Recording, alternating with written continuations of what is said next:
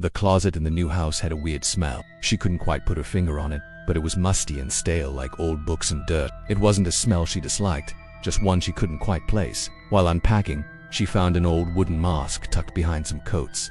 It looked like something a witch or a jester might wear. Intricate patterns were carved into it, and it had a strange, almost unsettling beauty to it. As soon as she touched it though, a jolt of energy shot up her arm and she could have sworn it was warm.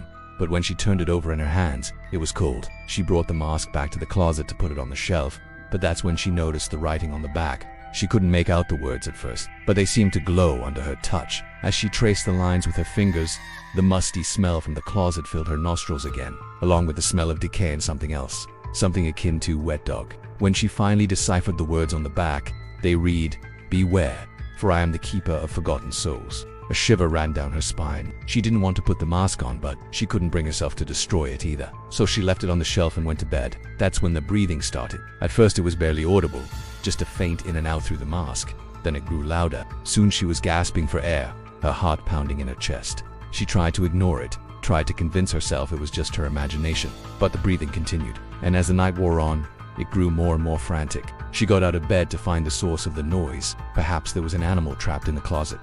Maybe it was a bird or a mouse. Something was definitely in there with her though, and it was scared. Whatever it was, it didn't want to be found. As the first rays of sunlight crept through the curtains, the breathing slowed, and when she opened her eyes, she saw the mask lying on the floor in front of her. Had she imagined the whole thing? Was she going crazy? She picked up the mask and held it in her hands. It was cold now, but she could still smell the decay and the musty odor of the closet clinging to it. As she stared at the grotesque carvings on its face, she could have sworn the jester's grin widened.